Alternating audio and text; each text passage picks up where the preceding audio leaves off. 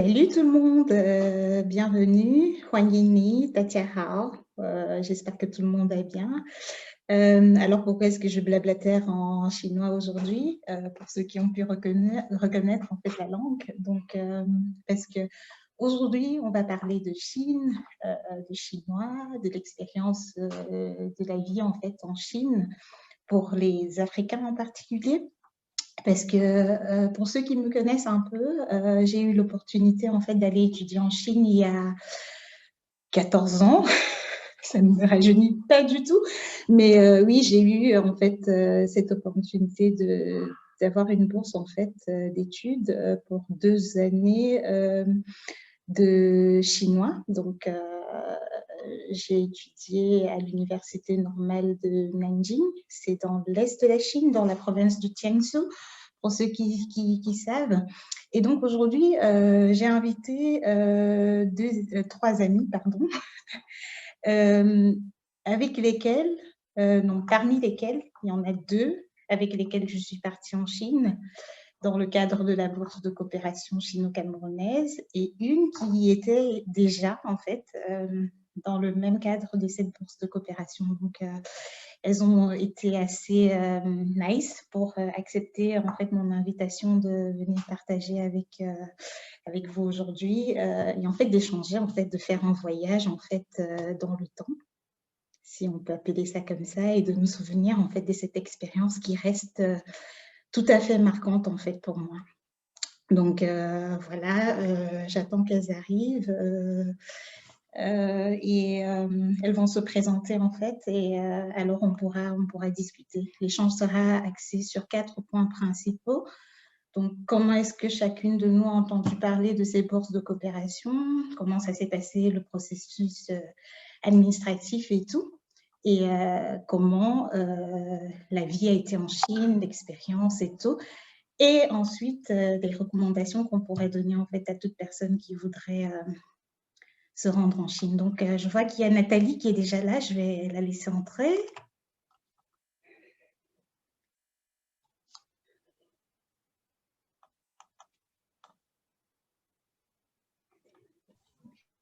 Hello! Hello, est-ce que je suis bien connectée? Oui, tu es bien connectée, mais je ne vois pas Ah, d'accord. tête. Oui, j'avais d'abord lancé sans la vidéo. Ok. La vidéo juste pour m'assurer que. Pas de Alors, j'ai lancé la souci. vidéo aussi. Ah, mais voilà. Ah, ben là. Oh! Ah, Oh my God!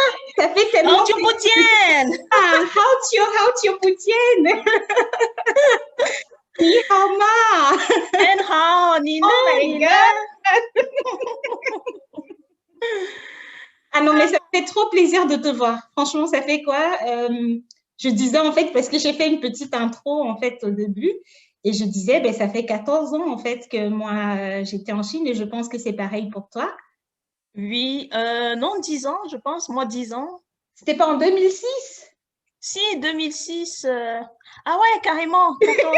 Non, 13 ans. 13. Ouais, 13 quand même. Ouais, Oui, 13, 14. c'était Ça, septembre, c'est je vrai. pense. Septembre ou octobre 2006, si je me Ouais, c'était souviens. septembre 2006 Je me souviens qu'on a bien. pris. Voilà. Donc Ouais. oui, je disais, ça ne nous rajeunit pas du tout. Ça, je sais, Ah non, mais c'est ça, en fait. Ça fait 8, 13 ans pratiquement. c'est clair.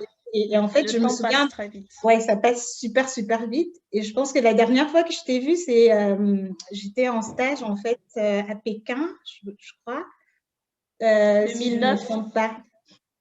Oui, en 2000, non, 2008, parce que moi, je suis partie de la Chine en 2008, en fait.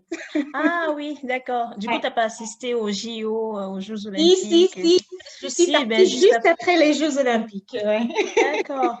Ouais, ouais, ouais. Mais parce que toi, t'avais quoi? T'avais 3 ans uniquement Non, ou j'avais t'as... 2 ans. 2 ans. Ah, t'avais que 2 ans.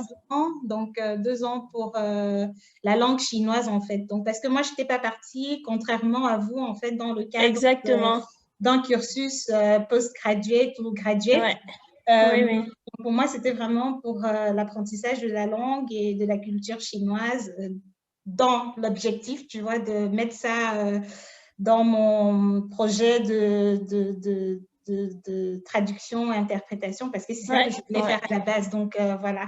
Mais ouais, ben, écoute, ça fait plaisir de t'avoir là. Je, je sais qu'il y a Irma et Virginie qui vont arriver. J'espère Ah, mais c'est super! Avec la différence horaire, là, Ouais, ça va être voilà, donc magnifique. Oh là j'ai là. essayé de faire vraiment au mieux pour que tout le monde soit. Je sais que Virginie, elle a dû se réveiller un peu plus tôt et Irma, elle va devoir dormir un peu plus tard. Ah Je ne ouais, sais pas si elle va pouvoir se connecter parce que je ne sais pas si ça marche bien Zoom en fait en Chine, donc on verra je bien. sais qu'ils ouais. Je sais ils ont des applications locales aussi pour les Oui, vidéoconférences. Tu oui, sais, les oui, Chinois, ils sont toujours très, ouais, c'est très spécial, hein, c'est toujours. c'est très spécial. Donc, moi, ça ne m'étonnerait pas si, voilà. Après, je sais pas, mais Zoom, ça reste quand même international. Ouais, ok. Ben, écoute. Ouais. Voilà, j'ai reçu un message de Virginie. Elle me dit qu'elle est en train de se connecter. Donc, Ah, c'est peut-être, bien. en l'attendant, voilà, pour gagner un peu de temps, peut-être toi, tu peux te présenter parce que moi, je ne vous ai pas présenté encore. Donc, C'est tu vrai. peux peut-être dire à ceux qui vont nous regarder qui tu es et voilà, comment est-ce que tu as entendu parler de ces bourses de coopération chino-camerounaises? Bref, te présenter d'abord et puis ensuite on ira Ouais, dans le vif du sujet quand les autres elles vont arriver. bien sûr. Donc, moi, je m'appelle Nathalie Dormokana. J'ai 33 ans. Je suis actuellement basée en France, à Paris, où je travaille dans les ressources humaines en tant que cadre dans une entreprise locale. Donc, ça va faire 10 ans que je suis arrivée en France. Bon, je vais Ok, faire les 10 ans d'ici le mois d'août puisque je suis arrivée fin août 2011. d'accord. Donc, j'ai commencé, je suis arrivée bien sûr pour mes études, hein, pour un master 2 en gestion des ressources humaines que j'ai accompli avec Sciences Po Paris. Et après, bon, je suis entrée dans le monde professionnel. Et puis, donc, depuis la fin de mes études, je travaille dans les ressources humaines. Et voilà, je me suis installée en France. Pour l'instant, je suis là parce que je me considère, moi, comme un citoyen du monde, une citoyenne du monde. Donc, je dis, je vais là où le vent m'emmène, je vais là où les Exactement. opportunités me guident, je vais là où, voilà, j'ai pas peur de bouger, j'ai pas peur de revivre une expérience complètement différente ou semblable à celle que j'ai vécue en Chine. Et Ah, mais donc, c'est chouette. passionnée de la Chine, bien sûr, parce que ça m'a marqué, et aussi passionnée voilà, du sport, de la cuisine. J'apprends, je considère que je dois apprendre chaque jour et j'essaie d'apprendre chaque jour, de découvrir de nouvelles choses. Voilà. Ah ben c'est La super, ça, courte c'est génial. En tout cas, présentation c'est que je l'une peux des faire. raisons pour lesquelles voilà, je tenais vraiment à ce que tu fasses partie en fait de cet échange parce que je trouve que ton parcours il est assez impressionnant et je pense que beaucoup vont pouvoir en tirer quelque chose de bien quoi. Et alors je vois que Virginie elle est là donc je vais la laisser entrer.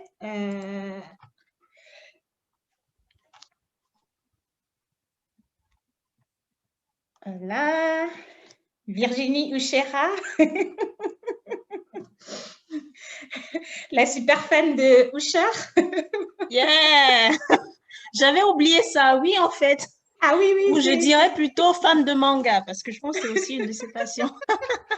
écoute, moi, j'ai toujours su que Usher, c'était l'un de ses artistes. En fait, c'est l'artiste favori, voilà. Et De au point Virginie. où son nom, tu vois, c'est Ushera Virginie. Qu'est-ce que tu veux de plus, quoi? Ah ben oui, écoute. Je pense que Alors, c'est en train de connecter.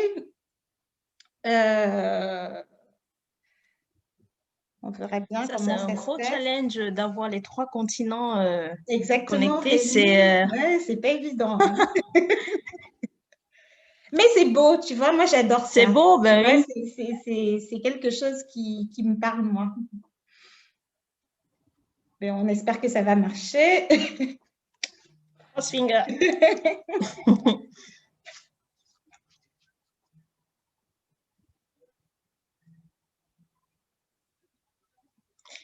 Ouais.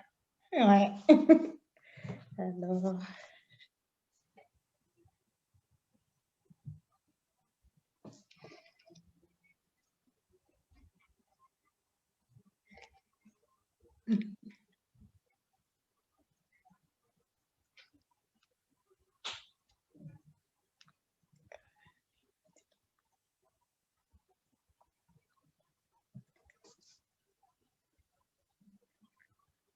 Bon, nous, on a un peu de soleil ici. Je ne sais pas comment c'est chez toi, mais toute la semaine, il a Ah, neigé, il a plu. Mais là, cet après-midi, ça commence un peu non, le à temps, être on est ensoleillé. revenu aux températures hivernales, malheureusement, en début de semaine. Donc, ben, c'est plutôt, on va dire, un temps d'automne, beaucoup de pluie, la Ouais. grisaille, de temps en temps des rayons de soleil, mais Ça, non, c'est pas trop ça. c'est pas le genre de saison que j'aime en tout cas. Non, mais c'est clair, c'est clair. Moi aussi, je déteste ça. Pourtant, la semaine dernière, tu vois, en fait, la semaine Ouais, surpassée, il faisait super beau. Je ne sais pas comment c'était à Paris, mais pareil, hein, pareil, on a eu il du beau faisait très temps. beau. On a Ouais, eu 22 jusqu'à 22 degrés. voilà. C'était presque l'été, quoi. Mm. Presque l'été. Mais bon, on Bon, aura quand même l'été. oui, hein, on espère, mais Oui, moi, on espère. En fait, c'est un peu bizarre, tu vois, parce que je me demande, est-ce que c'est le changement climatique? Est-ce que c'est le Covid? Parce que j'ai une amie qui m'a fait une blague récemment, elle dit, oui, c'est comme si le Covid, en fait, il infectait aussi les températures, tu vois. Donc, Bon, c'est une blague, celle-là. oui, Donc, c'est une blague. J'ai trouvé ça non. marrant, tu vois. Ouais, c'est marrant.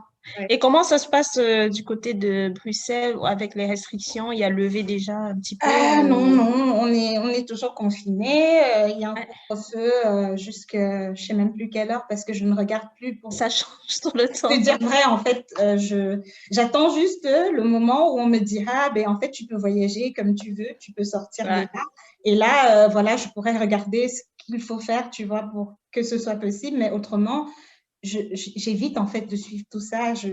Voilà, je sors quand je dois faire mes courses, je respecte ouais, les ouais. mesures voilà, d'hygiène et de distanciation sociale et tout le reste. Mais pour le reste, oui, je sais qu'il y a un couvre-feu, mais comme je te dis, je ne sais plus si c'est 22 heures ou minuit. Mm.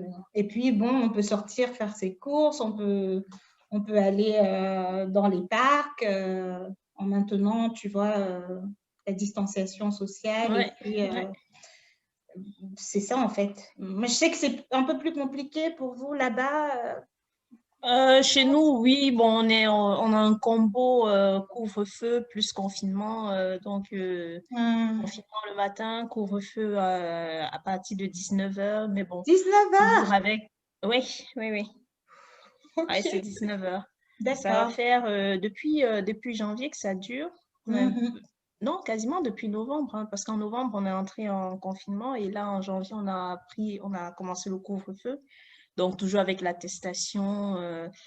Après, il y a tellement peu de contrôle de police qu'on a plutôt l'impression que c'est pas vraiment ça parce qu'on voit toujours les Ouais, gens dehors, il y a toujours les gens qui circulent parce qu'il y a toujours des motifs tout plus ou à moins fait. valables pour... Mais oui, oui. Mais bon, moi, j'espère juste que les campagnes de vaccination vont très bien vite se passer parce que je pense que c'est de ça que dépend notre liberté ou le retour à nos libertés et que Exactement. d'ici mai, voilà, la grande majorité sera vaccinée et qu'on pourra enfin pouvoir se On a une déplacer sans espèce de penser à une normalité. attestation. Ouais. Oui, plus ou moins normal, mais bon, quand même revivre, quoi, parce que c'est pas Ouais. une vie, Non, c'est pas c'est une pas vie, évident ça. du tout, c'est clair. Virginie, je ne sais pas si tu nous entends. J'ai l'impression que tu es connectée là, mais je sais Bonjour, pas vous si... m'entendez? Ah, ben oui, voilà, on Ouais. t'entend. Ok. Super. Non, Mais je vous ai dit de ne bienvenue. pas vous couper, donc je suis restée là tranquille. Ah, d'accord, ok, d'accord. Ben écoute, bienvenue et donc vu que tu es là, tu vas te présenter parce que je ne l'ai pas fait, donc tu vas te présenter rapidement à ceux qui nous écoutent. Donc tu nous dis qui tu es, ce que tu fais et où tu vis. Voilà. Ok, moi c'est Virginie. Donc, enfin, je suis comme vous, on a toutes fait la Chine, on a étudié en Chine, puis voilà, présentement je suis au Canada. Je travaille dans les réseaux et sécurité. Voilà, en bref. D'accord. Ok. Ben, merci hein, en tout cas. Je ne sais pas si Irma elle va arriver. Je pense qu'on va commencer un peu notre échange en l'attendant, si elle vient, si elle arrive à se connecter. Donc, comme on l'a un peu dit au début, hein, tu n'étais pas là, Virginie, mais on a déjà un peu parlé. On s'est dit avec Nathalie qu'on avait été en Chine dans le cadre des bourses de coopération chino-camerounaises et que ça fait déjà pratiquement 14 ans. On ne se rendait pas compte que ça fait si longtemps. Ah, le temps passe vite. Oui, le temps passe tellement, tellement vite. Et alors, en fait, ce que je voulais en fait vous demander, c'était quoi en fait votre expérience? Comment est-ce que vous avez entendu parler en fait de ces bourses? Parce que pour moi, par exemple, je faisais des cours, donc j'apprenais le chinois parce que moi, je suis plutôt language major, donc j'ai fait un bachelor en English and French à l'université de Boya et ensuite j'étais en master à l'université de Yaoundé, puis un autre en communication à l'ESTIC. Donc bref, j'ai toujours été dans, tu vois, les langues et tout. Et donc moi, à un moment donné, j'apprenais le chinois à l'Institut Confucius à Yaoundé. Et donc j'ai remporté en fait le premier prix au terme d'une compétition en fait qui était organisée tous les ans. Et c'est ça en fait qui m'a donné accès en fait à cette bourse de 2 années. Donc, pour vous, c'était quoi en fait? Comment est-ce que vous êtes parvenu à avoir, comment vous avez entendu parler de ces bourses et comment est-ce que vous avez, comment le processus s'est passé pour vous pour les demandes et l'administratif autour, quoi? Je ne sais pas qui veut commencer. Je peux commencer. Pour moi, justement, j'entends parler des bourses de la coopération sino-camerounaise, alors que je faisais ma première année de droit à la faculté des sciences juridiques et politiques de Douala. Donc, juste après mon bac, je me suis inscrite en fac droit pour justement, j'avais envie de m'orienter dans le droit, être avocate, ça me passionnait. Voilà, la justice, surtout le désir de rendre justice, quoi. On connaît le Cameroun et on sait tout ce qui s'y passe. Donc, c'était plus cette soif de rendre justice. Je dis un jour, demain, je pourrai apporter ma pierre à changer le Cameroun. Voilà. Et donc, le premier semestre, c'était très difficile et je me suis en fait rendu compte qu'en fait, c'était pas forcément la voie que je voulais prendre parce qu'en même temps, je sais que les études de droit, ça demande beaucoup de temps, beaucoup d'investissement, très laborieux, beaucoup de temps d'études et donc, j'ai commencé à désillusionner, à me rendre compte qu'en fait, non, il fallait énormément du temps. Et j'avoue quelque part aussi que ma famille ne me soutenait pas trop en disant, ah, ben, tu vois, les avocats, il y avait tout un tas d'idées sur les avocats, ça ne m'a pas motivée du tout. Et donc, je voulais changer de cursus, plutôt même m'orienter vers un cursus assez très axé sur l'économie et l'économie en général. Je me dis, en fait, ça va m'ouvrir plus d'opportunités professionnelles à l'avenir. Et donc, c'est mon frère aîné qui un jour arrive à la maison et qui me dit, ah ben tiens, toi qui veux faire économie, est-ce que ça ne te dirait pas de le faire en Chine parce que il y a les bourses qui sont lancées et je vois que tu es plutôt bon élève, tu as des bons résultats scolaires au lycée ainsi qu'au collège. Pourquoi tu ne tenterais pas donc, pour moi, c'était bon, si j'obtiens la bourse, OK, je vais en Chine. Si je ne l'obtiens pas, de toutes les façons, je changerai de cursus et je m'inscrirai en sciences éco à l'université de Douala. Donc, c'est comme ça que, voilà, j'ai postulé. J'ai trouvé le processus très long et coûteux. Beaucoup de paperasse administrative au début parce qu'il fallait chercher tous ces diplômes scolaires, tous ces résultats, les faire timbrer, certifier à la préfecture, envoyer à Yaoundé parce que moi j'habitais à Douala à l'époque. Ensuite, envoyer à Yaoundé. Après, il y avait la deuxième étape qui consistait à faire des examens médicaux, etc. C'était des trucs, franchement, je ne m'y attendais pas. Donc, en tout, le processus, pour moi, ça a mis à peu près 6 mois. Et le plus long, ça a été justement l'obtention du passeport et du visa. Donc, j'ai dû me déplacer à ce moment-là pour aller m'installer à Yaoundé. Heureusement, j'avais mes frangins qui habitaient ainsi de la famille. Donc, j'ai fait quasiment 1 mois et demi, 2 mois à Yaoundé, le temps à la fin de l'année académique, le temps de faire le passeport, les démarches, les visas, aller faire la queue, etc. J'ai trouvé vraiment le processus très long, l'odeur administrative vraiment déplorable, très long, très coûteux. Mais au final, au final, on obtient ce qu'on a, on oublie tout ça et puis on se dit, bon, au moins, on a appris quelque chose et l'essentiel, c'est que le résultat était de pouvoir voyager. Tout à fait. Ah, ben c'est chouette. Et toi, Virginie, c'était comment? Comment ça s'est passé pour toi? Oui, bon, moi, pour les bourses de coopération chinoise, en fait, j'étais déjà au courant au secondaire. Donc, moi, quand je suis arrivée en seconde, j'avais, dans mon mindset, c'était, j'étudie fort, j'obtiens des bonnes notes parce que j'avais déjà comme les requirements. C'est ça, chaque année, ils postent les, comment dirais-je, ils postent les bourses de différents pays. Donc là, je savais déjà qu'il fallait tel genre de bulletin, tel genre de document. Donc moi, je me concentrais juste à obtenir mes bonnes notes pour être éligible. Donc, c'est ce qui a été fait. Et bah, disons que tu peux pas l'avoir sous condition du bac. Donc, j'ai eu mon bac, puis je me suis inscrite en physique à Guayaquil. Et donc, pendant mon année de physique, bah, c'est là que j'ai commencé les démarches. Aller au ministère d'enseignement supérieur de temps en temps quand on n'avait pas cours, prendre les formulaires, les remplir, faire toute la paperasse dont Nathalie parlait, les examens médicaux. Et voilà. Donc après l'obtention du passeport. Et je me souviens, on avait une dernière réunion, on avait invité toutes les personnes qui avaient reçu la bourse cette année. Je crois qu'on était 5. Et c'est là qu'on nous a remis je crois que on n'avait pas une semaine qu'on nous a remis les billets d'avion. D'accord. Mais au fond, chacun se préparait parce qu'on se disait à tout moment, on peut partir, donc soyez prêts. Puis là, ils nous appellent, ils nous donnent les billets d'avion. Puis voilà, je crois que c'était juste un délai de 1 semaine ou moins. Et voilà. Ouais. C'est vrai que c'était assez marrant, en fait, le fait qu'on ne connaissait pas la date exacte du départ. Exactement. Donc, il fallait être prêt à partir à tout moment. Et moi, je trouvais ça hallucinant, quoi. Et même aujourd'hui, quand j'y repense, je me demande pourquoi, en fait, c'était comme ça. Mais bon, nous, on ne travaille pas au ministère. On ne peut pas avoir la réponse à cette question. C'est ça. Ouais, donc, c'est très marrant. Parce que je me rappelle quand je finis l'année en juin, l'année à l'université de Douala en juin, je fais mes valises. Et en juillet, 1er juillet, je me retrouve à Yaoundé, mais ma valise, elle est déjà prête. Donc, avec ma mère, on est allé faire des courses et tout. Donc, mon sac était prêt avec tout ce qui était demandé.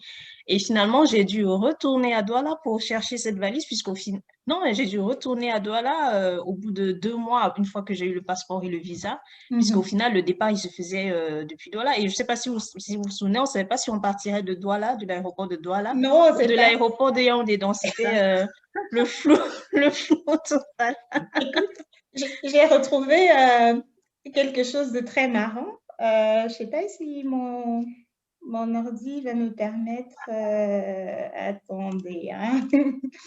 Mais en fait, c'est la photo justement du fameux départ. J'espère que je la retrouve.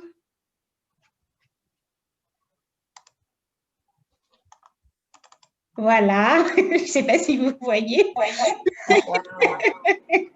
Mais oui, parce qu'on parlait, donc finalement, on avait réussi à avoir une date de départ et je pense qu'il fallait être prêt dans les 2 jours qui suivaient, justement partir. Moi aussi, pareil, hein, j'étais à Yaoundé, donc il fallait directement voyager pour Douala. Et je ne sais pas si on arrive à bien voir, mais c'est Nathalie ici à gauche. Il y a Irma au milieu et puis il y a moi à côté. Ben, Virginie, toi, tu étais déjà partie, je crois. Parce que toi, tu étais en Chine quelques années avant nous, hein, si je ne me trompe pas.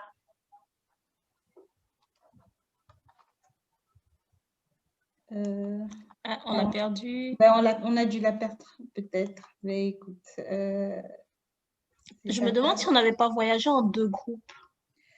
Non, on était partis tous ensemble. Si on était partis tous ensemble et je me souviens très bien parce qu'on était les 3 seules filles, tu vois, on était entourés de plein de mecs comme ça et oui, et on avait été pour chercher, je pense pour prendre les billets d'avion et tout le reste, on n'était pas tous ensemble, je pense qu'ils étaient séparés un peu comme ça, mais c'était assez bizarre de manière générale, effectivement. Mais voilà. Mais écoute, donc voilà, je voulais juste partager cette petite photo. Je la trouve toujours super sympa. Ça me fait toujours sourire en fait quand je la regarde. Et je me dis, Ouais, moi aussi. oui, on vient de très loin. On vient vraiment de très On vient loin. de très loin, oui.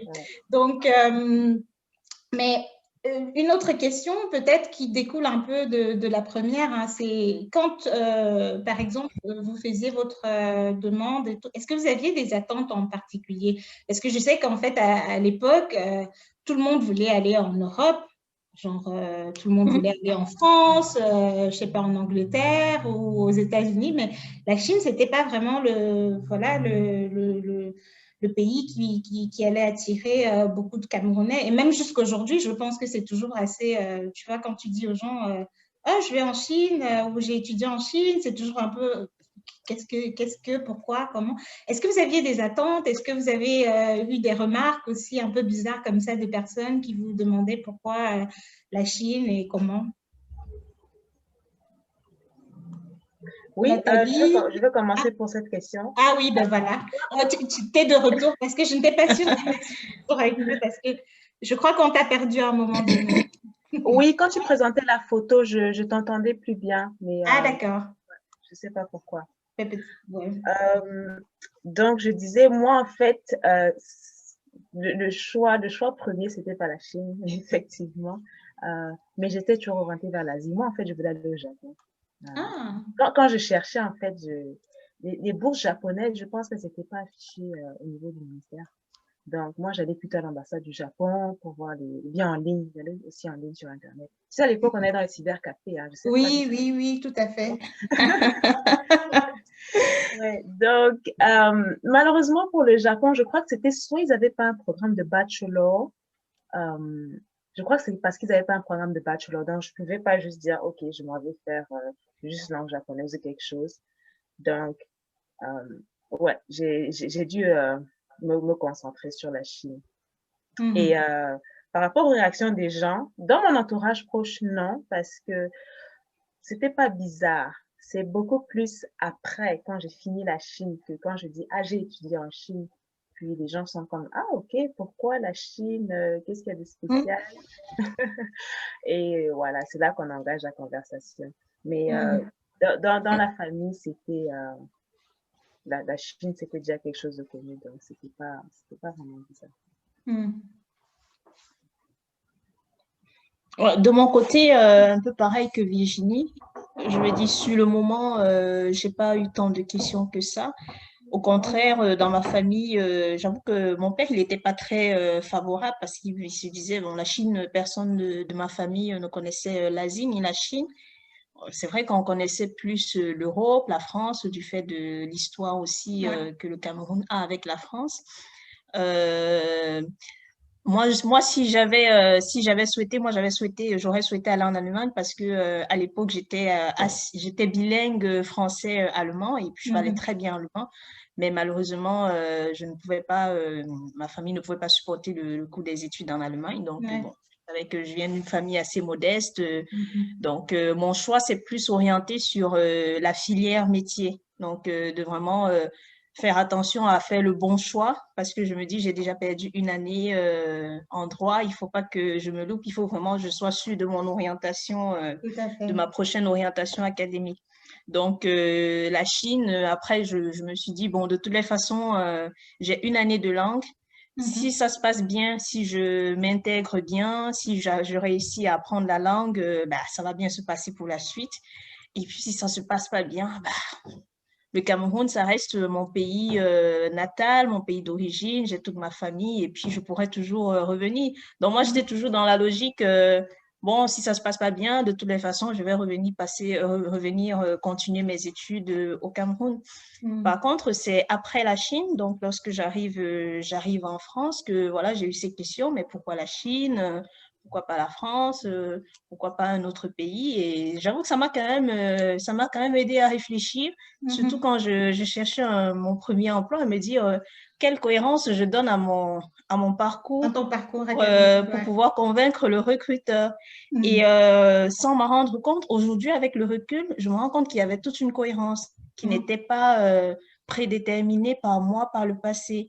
Je me rends compte aujourd'hui que tout cela, c'est cohérent et aujourd'hui, même dans le métier que j'exerce, j'ai quand même j'ai quand même appris des choses en Chine qui aujourd'hui m'aident et je me dis, bon, c'est comme ça. C'est comme ça. On reviendra là-dessus, hein, parce que bon, on essaye d'aller chronologiquement, tu vois, dans notre échange et on reparlera de ça. Mais est-ce que, voilà, donc on a passé l'étape administrative, comment c'était difficile pour, voilà, le contact avec le ministère et tout le reste. Et finalement, on va en Chine, on prend l'avion, on y arrive. Est-ce que vous vous souvenez de votre premier jour en Chine? Ce que vous avez ressenti, comment ça s'est passé? Moi, je pense que je n'oublierai jamais ce jour-là, notamment l'accueil chaleureux qu'on a eu des étudiants de l'AECC qui nous ont accueillis à Pékin. Je pense que c'était l'université de langue, Beijing Yuan Taché. Donc, on arrivait là, j'avoue, moi j'étais dans le groupe des 21. J'étais la plus petite, j'observais, j'étais un peu perdue parmi ces grands hommes-là qui connaissaient déjà pour la plupart les étudiants sur place. Et donc, ils nous ont très bien accueillis. On est allé manger dans un restaurant. J'avoue que ce soir-là, je n'ai pas beaucoup mangé parce que c'était la première fois le choc. On va dire le choc gustatif, il était plutôt très fort et on a mangé ensemble et du coup, ils nous donnaient des conseils. Ils nous disaient non, ne vous inquiétez pas, tout va bien se passer. On a déjà pris vos billets d'avion pour vos différentes destinations parce que justement, on atterrit à Pékin. Mais moi, je devais aller à Tianjin et certains devaient aller à Nanjing. Oui, nous, on allait à Nanjing, tout à fait. Etc. Donc, oui, je me rappelle très bien aussi cette première nuit-là, j'étais avec Irma et on a passé, justement, ça a permis qu'on se connaisse parce que dans l'avion, on n'était pas assises côte à côte. Ouais. Et donc, on a passé la soirée ensemble et le lendemain matin, bon, l'aventure a continué, on nous a mis dans le train et puis voilà. Mais toi, c'était pas bizarre l'expérience du train parce que moi, je pense que ça m'avait un peu traumatisée, même jusqu'à aujourd'hui. Et même le train, en fait, en Chine, de manière générale, c'est un peu traumatisant, je trouve. Mais bref, avant d'arriver en Chine, j'avais jamais pris le train. Au Cameroun, je n'avais pas voyagé en train, j'allais en bus. Mais tu vois, à la télé, ou tu vois, ceux qui ont pris le train, ils t'en parlent. Et puis, ça n'avait rien à voir, en fait, avec ce que moi, j'ai vécu en Chine. Tu vois, ces lits superposés comme ça. Ah, ouais. Les Chinois avec leur bouilloire de thé et tout le reste. Et c'était bon. Voilà, c'était spécial quand même. Ouais, moi, je me rappelle dans le train qui nous amenait de Tianjin de Pékin à Tianjin. Justement, ce train a dû évoluer quelques années plus tard. Donc, je me rappelle, je vois bien les Chinois. Moi, ce que j'ai plus remarqué, c'est tous les regards qu'il y avait sur nous. Ouais. On était 5, donc j'étais la seule fille avec 4 garçons qui allaient à Tianjin University. Et donc, tous les regards qui étaient sur nous, bon, en fait, moi, j'étais plutôt, je disais, bon, en même temps, j'ai pas peur parce que je suis au milieu, voilà, il y a 4 bonhommes là autour de moi. Ouais. Et en fait, moi, je m'inquiétais plus de comment est-ce qu'on va faire une fois arrivé à la gare de train de Tianjin pour arriver à l'université. Et ce que j'ai constaté, c'est qu'au final, quand on arrive dans le train, on se rend compte que les Chinois, ils ne parlent pas du tout anglais. Yep. Et qu'en fait, on s'est préparé. Moi, en fait, je m'étais préparée avant le voyage. J'avais appris l'anglais comme une malade. J'écoutais les audios, j'apprenais la grammaire parce que je me dis, si je veux communiquer pour m'en sortir, il faut que je sache communiquer au moins en anglais. Et une fois sur place, on se rend compte qu'en fait, non, il faudra que tu apprennes le chinois parce que l'anglais, ça ne te servira à rien. Donc, voilà, c'est la communication par les gestes, etc. Exactement. Mais bon, au final, on s'est très bien en sorti, quoi. Ouais. Nous, c'était un peu plus facile dans notre groupe parce que moi, je parlais déjà un peu chinois. Donc, comme j'avais fait, je pense que c'était 6 mois de cours, je savais dire, tu vois, je connaissais les basiques en fait du chinois. Ouais. Donc, comment prendre un taxi, comment changer de l'argent, dire bonjour, comment tu t'appelles et des petites choses comme ça. Mais c'est clair qu'en fait, pour voilà, la routine de la gare, comment se renseigner par rapport à ces choses, en fait, ça n'avait rien à voir. Et effectivement, comme tu dis, ce regard, en fait, très pesant sur toi, sur nous, et sans forcément vouloir nous aider. C'était un peu, on se sentait un peu délaissés, on était laissés, tu vois. Après, justement, cet accueil si chaleureux qu'on avait reçu à Pékin, avec les étudiants de l'association, mais on s'est senti vraiment abandonnés d'une certaine façon. Oui, il y a eu un moment de « allez ». Oui, mais bon, après, il faut se débrouiller, il faut se démerder. Et justement, avec les petits mots que je connaissais, j'essayais un peu de demander comment on allait faire. Et je me souviens que quand nous sommes arrivés à Nanjing, justement, nous nous sommes fait arnaquer, en fait, par le chauffeur de taxi. Parce qu'après, on a demandé, hein, quand nous sommes arrivés à l'université, on a retrouvé un Camerounais, un aîné qui était déjà, et on lui racontait un peu nos péripéties. Et puis, ils nous ont dit, vous êtes fait arnaquer, mais bon, c'est pas grave, ça arrive à tout le monde. Voilà, donc le compteur, en fait, du taxi, il avait falsifié un tout petit peu pour nous soutirer un peu plus de sous, quoi. Exactement. Mais moi, je me souviens... Le truc qui m'avait beaucoup marqué, en fait, c'était l'odeur, en fait. Il y a une odeur particulière en Chine. Parce que je suis retournée quelques années après. Hein, donc, je suis rentrée, je suis partie de la Chine. Et puis, je suis retournée dans le cadre de mon travail. Et en fait, il y a toujours cette odeur-là qui me marque. En fait. Je ne sais pas si vous avez la même chose, en fait. Virginie, tu es très calme. Oui, je vous suis. Je ne veux juste pas vous couper. C'est très intéressant tout ce que vous dites. Ça me rappelle beaucoup de choses. Je vais essayer de reprendre. Pour l'odeur, déjà, je me souviens d'une odeur particulière. Je pense que c'est les égouts. Je ne sais pas si c'est le mélange de chaleur. Enfin, c'est ce que je pense. Je ne sais pas si c'est la chaleur avec les égouts. Il y a une odeur vraiment, quand tu parles, je me souviens, en été, j'avais toujours, je ressentais toujours ça, mais je me disais que ça venait des égouts. C'est peut-être autre chose, je ne suis pas sûre. Et, ok. Donc, pour la première expérience, c'était un peu comme Nathalie, puisque moi aussi, j'ai atterri à Beijing pour aller à Tianjin. Donc, on est arrivé à l'aéroport, on a été très bien accueillis par la SCC, on n'était pas perdus. Puis ensuite, on est partis ensemble en bus à Beijing, Yuandaxie. On allait dans nos chambres, on a pris un repas au restaurant de l'université. Là, il fallait la première expérience à manger avec les baguettes, c'était pas évident. On écoutait beaucoup plus les gens, enfin moi.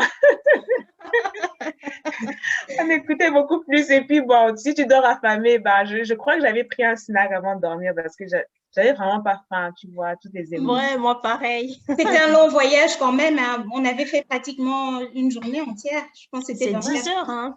Ouais. 10 heures. 10 heures et plus, hein, parce que... Parce que nous, on était passé par l'Éthiopie et puis l'Inde et puis avant d'arriver finalement à Exactement. C'était super long. C'était super long. Ouais. Et puis la nourriture de l'avion aussi. Bon, après, l'avion, c'était aussi ma première expérience en avion. Et j'avoue que quand j'arrive, quand on atterrit, je me sens ballonnée. J'ai vraiment pas faim. J'ai pas du tout envie de manger. Je pense le changement de région et tout fait que ce soir-là, j'avoue que j'ai pas du tout mangé. Ouais. Ouais. Puis, tu continues donc le lendemain, on prend le train. On doit prendre le train pour aller à Tianjin. Il y a quelque chose qui me marque jusqu'aujourd'hui. Bon, ça va, j'essaie pas d'être drôle ou méchante, mais on a quitté l'université, on arrive à la gare, je vois un Chinois qui essaye de prendre mon bagage. Je crois qu'il voulait m'aider puis obtenir comme un petit tip. Et puis, j'étais comme, non, je veux pas, parce que j'étais comme, oh, il va prendre mes papiers et tout. Et finalement, il réussit à me lâcher quand même en avance. Et quand on est à l'intérieur de la gare, je vois un autre et j'étais comme, j'avais une expérience, j'ai déjà vu, j'étais comme, c'est pas lui que j'ai vu dehors. J'étais comme, attendez, il y a quelque chose. Sérieux, j'étais comme, non, c'est pas possible. Ils se ressemblent tous. C'est ça, je voulais en venir là. C'est ça qui a dû arriver. J'ai pas fait la distinction, mais ouais, ça me marque toujours. Je me demande vraiment si c'était la même personne ou bien si c'était juste moi qui reconnaissait ça. Je pense que c'est un peu comme eux avec nous parce que j'ai eu des amis chinois justement pendant mon séjour et ils trouvaient qu'on se ressemblait beaucoup. Mais quand nous, on regarde, on se dit, mais comment est-ce que tu peux pas voir la différence? Mais finalement, moi, je trouve que j'arrivais à faire vraiment la distinction, au point où je faisais même souvent la distinction entre les Chinois, les Coréens et les Japonais. Parce que comme on était dans des universités internationales et tout, on avait des gens qui venaient aussi d'autres pays d'Asie. Et moi, dans ma classe en particulier, il y avait des Coréens et des Japonais qui étaient très nombreux. Et moi, j'arrivais quand même à faire la différence. Il y a un petit truc, tu vois, qui change quand tu passes d'un Chinois à un Coréen ou à un Japonais. Donc, oui, c'est assez marrant, mais je pense que beaucoup de personnes trouvent que les Chinois se ressemblent tous. Mais je pense qu'à force de vivre là, après quelques temps, tu te rends bien compte que c'est pas les mêmes personnes et qu'ils sont différents les uns des autres, quoi. Ouais. C'est Après un marrant. certain temps, j'ai commencé à faire la différence, en effet. Donc, Ouais. pour ça, c'était quand même bon. OK. Ouais. Donc ça fait partie des expériences inédites et marquantes, le choc culturel, linguistique. Mais est-ce que vous avez eu l'impression qu'il y avait du racisme pendant votre séjour? Donc quand vous êtes arrivé, bien installé dans vos universités respectives, comment ça se passait en fait? Parce que je pense que vous, la première année, vous faisiez des cours de langue. Et c'était avec d'autres étudiants étrangers, c'est ça, hein? Mais après, quand vous êtes retourné dans vos universités mères, vos universités où vous faisiez vos bachelors, c'était vraiment avec des étudiants chinois. Mais moi, j'aimerais bien savoir comment ça s'est passé, parce que moi, je n'ai pas eu l'occasion de vivre ça, en fait. Donc, est-ce que vous pouvez un peu élaborer là-dessus? Je pense que j'ai eu une expérience différente de Virginie parce que moi, depuis la première année de langue à l'université de Tianjin, j'étais avec, comme tu disais, d'autres étudiants étrangers, donc venant de l'Europe, de l'Asie, de l'Amérique, etc. Donc, tout un brassage culturel, sauf les Chinois. Et la chance que je peux aussi dire que j'ai eue, c'est que même pour mon cursus universitaire à Pékin, après, on était toujours sur un campus séparé. Donc, on avait un campus qui était réservé uniquement aux étrangers Ah, et d'accord. on avait des cours uniquement entre nous étrangers, avec un ou deux ou trois cours en tronc commun avec les Chinois. Ce Mais qui fait avec que des on enseignants est chinois quand même, pardon. avec des Ça, enseignants chinois, en chinois bien sûr, mais voilà, on nous mélangeait pas trop avec. d'accord, c'est En fait, il y intéressant avait ça. parce qu'en fait, l'université Shodo d'Ingmao-Tashu, ils avaient deux campus. Un ancien campus qui était situé pas loin de Tiananmen, là, le campus, c'est Tong, c'est Est, hein, Est, et puis le campus Ouest qui était le nouveau campus un peu en dehors de la ville, excentré de la ville, et c'était le campus des Chinois. Donc, nous, les Chinois qui faisaient la même filière que nous, que moi, économie et commerce international, on se retrouvait pour un ou deux cours en commun et pas plus. Mais sinon, on avait les mêmes profs qui donnaient les cours aux Chinois, qui venaient nous donner cours, sur le campus. Mais on n'était que des étrangers, des Africains, des Européens, voilà, des Asiatiques. Mais les cours étaient en chinois. Mais on avait la Ok. même épreuve, on était évalués tous en chinois, mais on était uniquement entre nous étrangers. Donc, je pense que j'ai pas vraiment ressenti de racisme ou de discrimination sur la vie scolaire, sur le campus, dans les études, mais au quotidien, je ne sais pas si c'est le racisme ou bien plus de la curiosité. Je vais plutôt appeler ça de la curiosité maladroite Ouais, parce très que maladroite même. parce que si je me mets à la place d'un Chinois qui a 40 ans et qui n'a jamais vu un visage de couleur, de rencontrer une personne qui est complètement différente de soi, alors, c'est à tomber par terre, quoi. Donc, moi, j'ai pas vraiment connu d'actes de racisme durant les études, Mais durant mes études. je reviens juste un peu sur ta description précédente. Tu penses, est-ce que tu as une idée de la raison pour laquelle vous étiez séparés en fait des étudiants chinois? Est-ce que c'est parce que on se disait que votre niveau de chinois n'était pas bon pour comprendre ou c'est parce que c'était juste comme ça en fait, que c'était la régulation de l'université? Est-ce que tu as une idée du Je pourquoi pense pas que c'était lié au niveau de langue, puisque quand on assistait à nos cours à des troncs communs, le professeur, elle posait des questions et nous, les étrangers, on répondait. Et justement, nos camarades chinois, ils étaient étonnés, quoi, parce que eux, justement, ils se disaient qu'on était privilégiés et que, voilà, mais quand finalement, ils se rendaient compte qu'on peut parler, qu'on s'exprime comme eux, ils étaient choqués, quoi, en plein cours. Donc, moi, je pense que, bon, d'après les rumeurs, je sais pas si c'est vrai, si c'est faux, j'ai cru entendre qu'il y avait eu des antécédents, entre des étudiants, des bagarres entre des étudiants chinois et des étudiants étrangers. Et que peut-être aussi en termes de traitement, parce que nous, les étrangers, on était quand même boursiers de la coopération chinoise. On n'avait pas le même traitement que les Chinois, même ceux qui étaient boursiers, donc en termes de logement, les facilités, etc. Donc, je pense que c'était pour justement éviter que les Chinois se sentent discriminés dans leur propre pays. Donc, éviter qu'il y ait cette différence culturelle, ce choc social-là du côté des Chinois, pas tant pour nous. Et puis, bon, je n'ai pas vraiment vérifié les on-dit, mais apparemment, il y a eu des antécédents et il y a eu des bagarres. Et ils ont décidé de ne plus mélanger les étrangers et les Chinois. Ouais, ça aurait été intéressant de savoir si c'est pareil en fait aujourd'hui, mais c'est un peu dommage que Irma ne soit pas là pour nous dire. Mais je sais pas si toi, tu as une idée. Est-ce que tu es en contact avec des personnes qui étudient encore là? Est-ce que c'est toujours comme ça ou ça a changé entre-temps?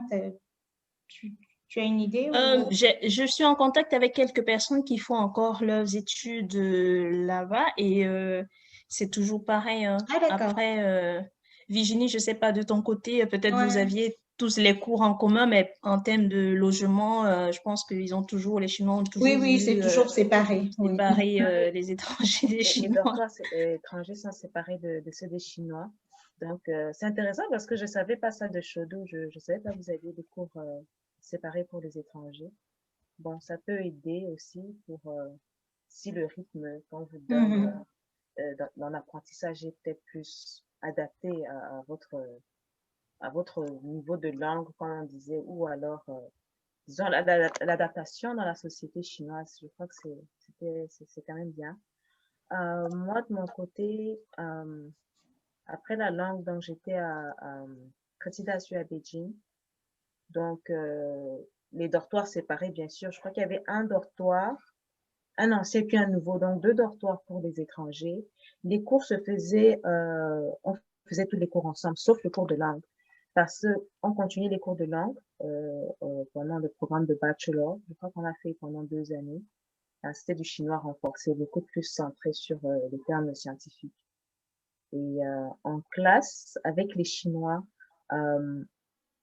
je ne ressentais pas vraiment de discrimination. Et tout au contraire, j'avais beaucoup de gens qui venaient se proposer à m'aider. Il y a ceux qui se proposaient à m'aider, qui me demandaient si ça va bien, si je comprends bien le contenu. Mais moi aussi, j'allais de temps en temps vers le prof si je comprenais pas bien. Parce que tu sais que nous, on devait faire le yu ici, chi ici, et puis le fou ici.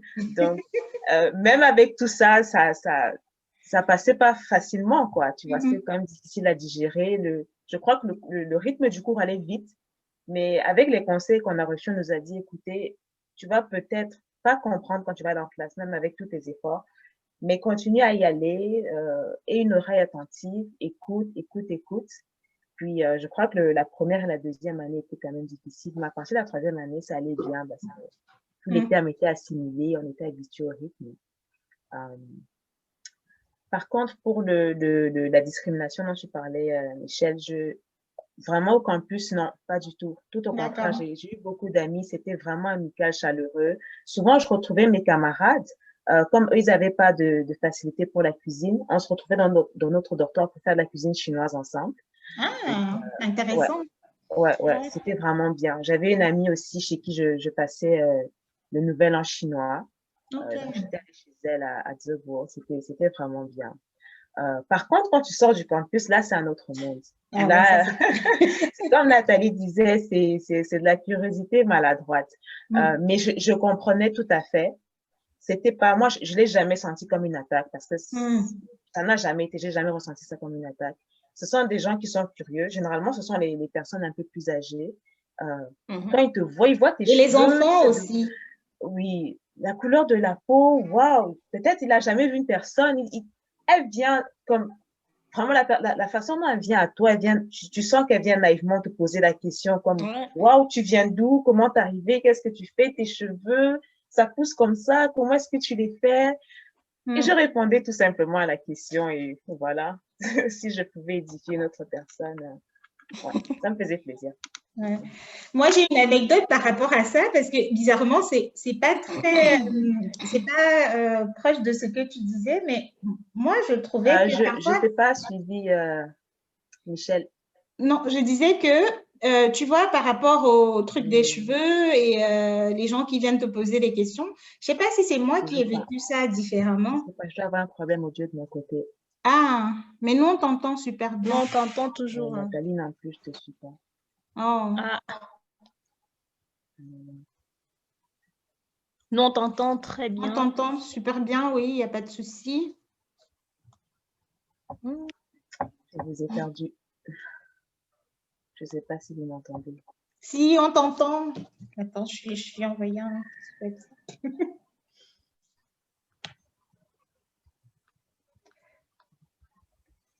Euh,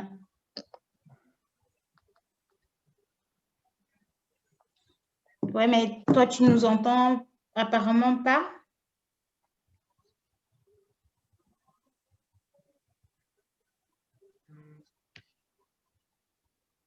Oups. Bon, elle nous voit, mais elle ne nous entend pas. Euh,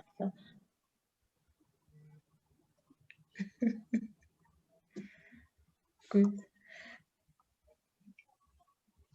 Bon, je ne sais pas ce qu'on fait du coup. Est-ce que Virginie, peut-être tu peux sortir et revenir? Ouais, je Le vais lui lien, il est le proposer même ça. du coup.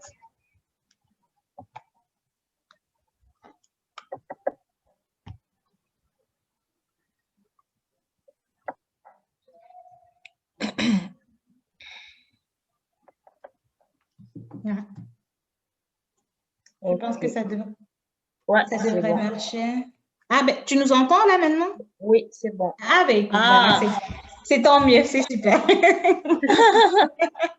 Ça fait quelque chose ou bien Comment? Non, non, non, mais on essayait de te retrouver, en fait, de te remettre dans la conversation. Ok, Voilà. Non, d'accord. mais je disais, par rapport à ce que tu disais tout à l'heure, tu vois, moi, je trouvais quand même qu'il y avait certaines personnes qui abusaient un peu. Je veux dire, c'est vrai que la Chine, à cette époque-là, c'était pas encore super ouvert comme c'est le cas maintenant, mais il y avait quand même, je sais pas si, je ne vais pas dire que c'est de l'agressivité. Je sais pas si vous, on vous avez jamais appelé genre hey quoi dans la rue ou quelque chose comme ça. Moi, j'ai déjà eu, j'avais,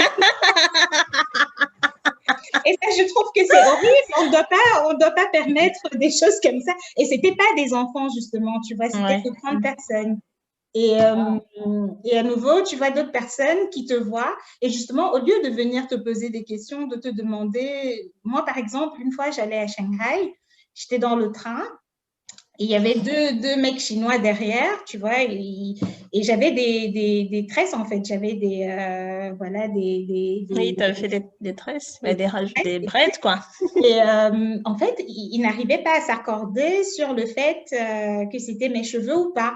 Donc, il y en avait un qui était convaincu que elle est née comme ça, c'est comme ça que ses cheveux poussent et tout. Et l'autre qui lui disait, mais non, c'est pas le cas. Elle a dû faire des tresses, il y a quelque chose qui s'est passé. Et ils ont discuté comme ça, mais je te dis pendant au moins 30 minutes, mais il n'y a aucun, tu vois, qui a eu le courage de me poser la question. Et moi, je n'ai rien dit jusqu'à ce qu'on arrive en fait à la gare, à la sortie. Je me suis retournée et je leur ai dit en chinois qu'en fait, non, c'est des tresses, c'est pas comme ça que je suis née et tout. Et alors, tu vois, finalement, l'embarras, ce n'était même plus au niveau de ma coiffure, mais c'était sur le fait que je parlais chinois, tu vois. Et alors, ils étaient tous ébahis et ils ne savaient plus où mettre la tête, en fait. Et moi, j'ai beaucoup de petites expériences comme ça que je ne trouvais pas forcément positives, tu vois, mais effectivement, il y a d'autres personnes, c'est vraiment de la curiosité qui vont venir vers toi et te demander d'où tu viens, pourquoi est-ce que tu es en Chine et tout, est-ce que l'Afrique, c'est vraiment un pays, l'Afrique du Sud, la capitale, les choses comme ça, tu devais expliquer. Et tu dis, bon, on est quand même, bon, c'est vrai qu'après, c'était encore assez fermé. Je ne pense pas que les gens posent les mêmes questions aujourd'hui qu'ils les posaient avant. Parce qu'un autre truc dont je me souviens et qui m'avait vraiment choquée, c'est que je disais à ma prof, en fait, tu vois, c'était celle qui me donnait des cours de chinois la première année, je lui disais qu'en Afrique du Nord, tu vois, il y a des saisons où il y a de la neige. Et elle ne me croyait pas. Elle me dit non, non, l'Afrique, c'est le désert, il fait super chaud tout le temps et tout. Et donc, elle n'arrivait pas. Et moi, je trouvais ça trop bizarre parce que voilà, c'est une prof de langue. Elle a été en contact avec les cultures étrangères et tout. Donc, elle ne peut pas faire des affirmations, tu vois, que je trouvais gratuites. Mais je n'arrivais pas à la convaincre, tu vois. Non, donc, il y a des petites choses comme ça oui, qui me choquaient quand même. Je trouvais un peu bizarre, tu vois, de la part des Chinois comme ça, quoi. Donc, OK. Écoutez, donc c'est bien, c'est ces petites anecdotes comme ça que nous avons toutes vécues. Et alors, après vos études en Chine, donc vu qu'il n'y avait pas vraiment de discrimination, ça s'est passé dans la plupart des cas très bien.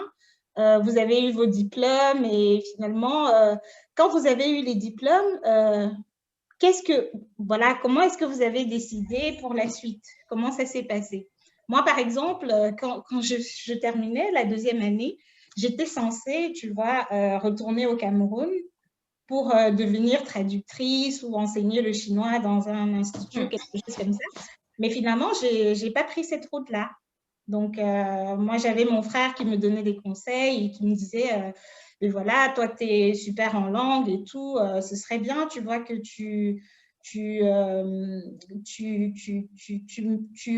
comment tu appelles ça?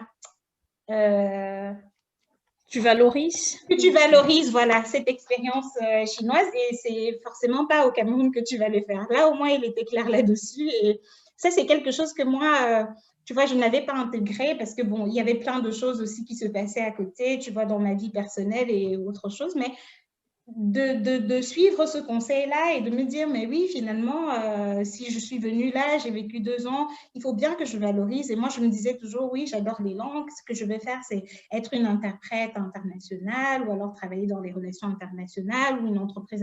Donc, il y avait toujours ce côté-là, quoi. Et donc, finalement, au lieu de rentrer en fait au Cameroun, moi, j'ai décidé, tu vois, d'aller faire un master en relations internationales à Strasbourg en France. Et donc, j'ai commencé vraiment le processus, je crois que c'était peut-être 6 mois avant la fin de ma bourse. Et ça aussi, c'était un autre parcours du combattant parce que c'était hyper compliqué, tu vois, d'être africaine en Chine, mais de devoir dealer avec Campus France en Chine, mais en tant qu'une étudiante, tu vois. Et ça, ouais, Campus France, ah oui. c'est vraiment des. Donc pour vous, comment est-ce que ça s'est passé? Je sais que toi, Nathalie, tu aussi, as décidé d'aller à Sciences Po, c'est ça? Ouais. Donc, moi, en fait, moi, j'ai commencé à préparer, bon, j'ai fait 1 année de langue et puis 4 ans à l'université de Pékin. Et à partir de la fin de la 3e année, j'ai commencé à réfléchir justement à ce qui pourrait m'arriver, quoi. Donc, toujours avec la possibilité de me dire si je réussis à renouveler ma bourse, ben, je pourrais continuer en Chine puisqu'il n'y a pas de souci. Rentrer au Cameroun, je ne me voyais pas rentrer au Cameroun juste avec un bachelor, l'équivalent d'une licence, parce que je me suis dit, je n'ai rien qui me permette d'intégrer le monde de l'entreprise, quoi. Ouais. j'ai que des études. Avec les études, on peut rien faire. Je ne sais pas travailler, donc je ne sais rien faire pour le moment. Donc, j'ai commencé justement à réfléchir à partir de la troisième année même, hein, même à partir de la troisième année. Et j'ai eu de la chance via des relations que je fréquentais. Moi, je fréquentais beaucoup le milieu des Français expatriés de Pékin parce que j'allais à la paroisse et on sait comment l'Église n'est pas toujours très bien accueillie en Chine et du coup, on fréquentait beaucoup les ambassades franco-françaises, etc. Donc, ça m'a permis justement de rencontrer des gens, d'échanger avec des gens qui me disaient, mais non, ne reste pas ici, la Chine, c'est rien. Donc, ils m'ont plutôt encouragée à viser plus loin. Et aussi, dans ma famille, ma sœur qui me disait, non, il faut commencer à réfléchir à ce que tu vas faire à ta dernière année parce que si tu dois rester en Chine, bon, il n'y a pas de souci, mais si tu veux aller ailleurs, en Amérique ou en Europe, il faut anticiper un petit peu. Prendre. Donc, en troisième année, j'ai quand même de la chance. J'ai fait un stage de 2 mois au sein de Peugeot, Citroën dans les ressources humaines. Et ça m'a donné aussi une orientation professionnelle parce que je me disais, bon, de tout ce que j'ai appris, qu'est-ce que je ferais? Est-ce que je m'orienterais en master vers du marketing, vers de la communication, vers des finances, etc. Donc, j'ai plutôt opté pour les ressources humaines. Et comme par hasard, en quatrième année, j'ai commencé à postuler pour des études en Chine. J'ai postulé pour mon master en ressources humaines avec la même université et j'ai aussi envoyé des dossiers avec une université en Amérique et puis aussi en France, Sciences Po Paris. Donc, j'ai quand même essayé de diversifier autant que possible mes chances. Je me dis, bon, si ça ne marche pas, bon, que j'ai quand même un plan A, un plan B, un plan C, etc. Quoi. Donc, au final, c'est le plan Chine et France qui ont été retenus. Donc, j'ai eu mon admission pour l'université où j'étais en master gestion de ressources humaines. Et en même temps, j'ai eu mon admission pour Sciences Po Paris. Donc, je devais faire un choix. Il fallait faire un choix.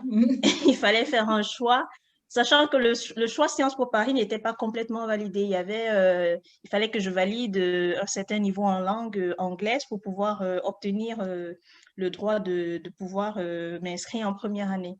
Donc, j'ai dû faire pas mal de cours d'anglais, bon, apprendre de moi-même et puis passer mon cours d'anglais. Après, toutes les démarches administratives avec Campus France qui ont mis énormément du temps parce que c'était la période des visas pour les étudiants chinois. Et comme tu dis, ils ne comprenaient pas. Oui, ils ne comprenaient pas. C'est quoi qu'est-ce que tu veux? Je dis, mais il me faut le certificat que je parle français, machin et tout. Mais en fait, c'était complètement bloqué. J'avoue qu'à un moment, j'ai déprimé entre juillet et août parce que tout était bloqué. Et il fallait traduire tous les diplômes, tous les relevés de notes, j'avais tout traduit. Tout le bazar, oh là là. J'avais tout traduit en français et en anglais, les diplômes, les relevés de notes, etc. J'avais déposé mon dossier à Campus France et j'attendais en fait qu'ils me convoquent pour un examen, quoi, pour l'entretien de langue et que je puisse dire, bah, moi je parle chinois, je parle aussi très bien français parce que le français c'est ma langue. C'est ma langue maternelle, ouais. Mais non, j'ai jamais eu de rendez-vous. Et à un moment, ça bloquait parce que en France, j'étais attendue pour le 24 août. Et déjà, on était au 16 juillet et je n'avais même pas encore mon certificat de Campus France et je n'avais même pas encore de visa. Donc, à un moment, j'ai dû écrire à Sciences Po. J'ai écrit à toutes les adresses Sciences Po que je trouvais en ligne. J'ai dû contacter toutes les personnes de mon réseau. J'étais vraiment désespérée à ce moment parce que je savais que c'était la période d'été. Et du coup, Sciences Po à Paris, ils ne me répondaient pas. L'ambassade, ils ne me répondaient pas. L'ambassade me dit, on ne peut pas prendre votre dossier parce que on n'a pas encore la validation de Campus France. Donc, j'ai dû relancer les gens. Et au final, c'est Sciences Po en Chine dans le bureau de représentation qui me contacte. Et finalement, ils ont dû appeler Campus France pour leur dire, mais les amis, qu'est-ce que vous voulez? Mais qu'est-ce que vous voulez? Donnez-lui son papier. Vous n'avez pas besoin d'un entretien. Donnez-lui juste le papier et puis c'est tout, quoi. Oh là là, c'était vraiment compliqué, sachant qu'aussi... Moi, j'avais quand même eu l'entretien. Hein, je l'avais passé quand même à Shanghai. Mais c'est clair que c'était quand même un processus très, très, très complexe et très long aussi. En tout cas, l'administration française, on sait tous comment c'est. Et donc, au final, ça s'est débloqué comme ça. Donc, tout d'un coup, donc, ça s'est débloqué, ça s'est très vite enchaîné aussi parce qu'en même temps, il fallait que je confirme aussi à mon université si je restais, s'ils me gardaient une place dans le dortoir pour l'année et tout. Et j'avoue que les relations avec l'école, c'était un peu effritées. Je ne sais pas si c'est par jalousie ou c'est parce que je n'arrivais pas à me positionner correctement. Donc, ce fut une période très difficile, mais au final, tout s'est très vite passé. Une fois que la situation s'est débloquée avec Campus France, en même temps, ça s'est débloqué à l'ambassade et j'ai eu mon visa rapidement en 48 heures, quoi. D'accord. Et j'avoue que mes bagages, ils étaient déjà prêts. J'avais déjà prêt. commencé à vider, à faire le ménage, à débarrasser tout. J'avais 3 grosses valises. J'ai dit, allez, je suis prête, allez, pour la next step, quoi. Non, mais c'était laborieux, mais bon, ça vaut toujours, on est toujours satisfait lorsque tout se débloque, on oublie toutes ces tracasseries et toutes ces tracasseries et tout ce qu'on a pu endurer de difficile. Ok, ah ben c'est cool, mais c'est super intéressant tout ça. Justement, quand tu fais un retour en fait en arrière comme ça dans le temps et que tu vois tout ce par quoi tu es passé et finalement tu es arrivé en France sans aucun souci. Virginie, je ne sais pas si tu nous entends. Hein. Ouais, je t'entends là maintenant, Michel. J'ai eu des petits Oui. soucis à un moment donné. Ok. Là, ça va. D'accord. Et pour toi, comment ça s'est passé alors pour toi après tes études en Chine? Qu'est-ce que tu as décidé de faire et comment tu t'y es pris? Écoute, moi, un peu comme Nathalie, disons à ma 3e année, je commençais déjà à regarder ce que je vais faire pour la suite. Donc, j'ai postulé un peu partout dans le monde. J'ai postulé en Afrique du Sud, en France, et j'ai postulé en Chine parce que je savais que en Chine, je pourrais avoir toujours cette option de full scholarship, tu vois, parce que j'avais pas quelqu'un sur qui j'allais compter pour peut-être me financer. Donc, ma condition, c'était vraiment obtenir encore une bourse pour continuer, tu vois. Donc, j'ai eu j'ai eu les admissions, j'ai eu des bourses, mais pas complètes. Ça a été vraiment un choix difficile parce qu'à un moment, c'était comme, oui, je peux prendre des prêts et tout. Écoute, à l'époque, j'étais super, j'étais vraiment pas dans les affaires de dette et de prêts, ça m'intéressait pas du tout. Donc, c'est pour ça que j'ai dû laisser Télécom Bretagne, j'ai dû aussi laisser Stellenbosch en Afrique du Sud, et puis j'ai juste accepté Tsinghua parce que Tsinghua me donnait voilà, la bourse complète pour continuer. Donc, j'ai continué ma maîtrise de ce côté-là. Et j'ai fini à Tsinghua et puis de mon propre chef, j'ai décidé d'aller en Afrique du Sud. Là, c'était plus sous condition maintenant de quoi que ce soit. Donc, voilà. Puis en Afrique du Sud, j'ai eu à travailler, j'ai fait des petits jobs en attendant d'obtenir ce que je voudrais vraiment. Mais finalement, j'ai pas travaillé dans mon domaine d'études. Et c'est là que les paroles très sages de mon mentor en maîtrise me revenaient. Et il me disait, écoute, Virginie, tu fais tout ce que tu fais, télécom, mais écoute, sois prête parce que dans la vie, tu risques de même pas faire ce que tu es en train d'étudier. Il faut juste apprendre. Ce que tu apprends ici, tu apprends à faire de la recherche et à t'adapter. Ouais. Tu apprends à te placer dans toute situation, pouvoir apprendre. Tu apprends à apprendre et à pouvoir t'adapter. C'est pour ça que j'étais en paix avec moi-même quand j'ai trouvé un travail en automobile, dans le secteur automobile. Et c'était plutôt les réactions des gens qui étaient quand même intéressantes. Oh, quel gâchis, tu as fait toutes ces études pour venir travailler ici. Pourquoi tu cherches pas dans ton domaine? Écoute, continue à chercher. Mais connaissant ta propre réalité, tu te dis, écoute, je suis ici, je suis vraiment très contente dans ce que je fais. Et, voilà. Donc, c'est un peu ça en fait pour moi. Je suis très contente que tu aies mentionné ce point d'adaptabilité et je pense que la Chine, en fait, c'est le pays où tu apprends à t'adapter à tout. Exactement. Si tu arrives à vivre en Chine, disons 6 mois, même 1 an, je pense que tu peux vivre partout ailleurs. Moi, en tout cas, c'est vraiment la leçon que je tire de cette expérience-là. Et je pense que c'est aussi pareil pour vous, quoi. Ah oui, c'est très profond ce que tu as dit, Virginie, parce que souvent quand on peut-être passe par notre éducation, on nous a appris que il faut faire de longues études pour avoir un meilleur boulot et par ricochet, on se dit les études qu'on va faire vont nous aider, vont nous amener vers le métier en fait qu'on souhaite.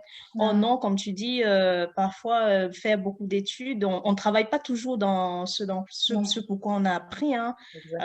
Il faut justement avoir cette capacité à s'adapter, à tirer le meilleur de chacune des expériences, de se dire, moi aujourd'hui je travaille dans les ressources humaines, je n'utilise pas du tout mon chinois, je n'utilise quasiment pas tout ce que j'ai appris en Chine, mais comme tu soulignes, l'adaptabilité, tout ce qu'on a vécu, les expériences humaines, les expériences culturelles, c'est ça qui au final, ça nous a forgé, ça a forgé ma personnalité et aujourd'hui je peux pas rayer la Chine en disant 5 ans, j'ai rien appris le chinois, demain je vais oublier. Non, c'est énorme tout cela et voilà, c'est tout ce que je peux retenir, quoi. C'est ça qui a forgé. C'est très profond ce que tu dis. Il y a beaucoup qui ne comprennent pas ça. Ouais. Ouais. C'est ça qui a fait toi ce que tu es aujourd'hui. C'est vrai que souvent, on a tendance à regarder et dire, oh, mais finalement, pourquoi est-ce que j'ai fait tout ce parcours? Mais on se rend pas compte, mais vraiment, on utilise ce qu'on a fait. Ouais. D'une façon ou d'une autre, même inconsciemment, on utilise et ça nous a aidé à être ce qu'on est aujourd'hui. Donc, ce n'est jamais perdu.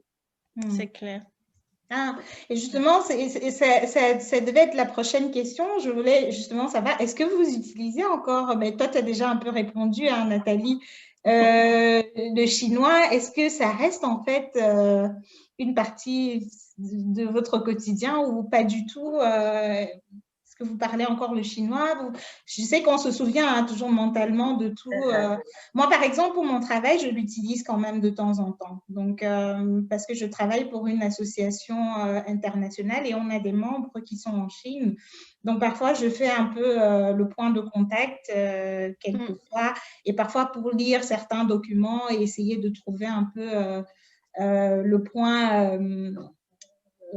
comment dire, c'est quand on traduit Google, parce que Google nous aide maintenant pour tout hein, avec les langues, mais avec le chinois, c'est très particulier parce qu'il faut quand même pouvoir détecter ce que veut dire tel caractère dans tel contexte et tout. Donc, parfois, je l'utilise, mais pas autant que, voilà, que j'aimerais peut-être, mais ça fait quand même un peu partie, pas de mon quotidien, je dirais, mais de mon hebdomadaire peut-être, ou mensuel.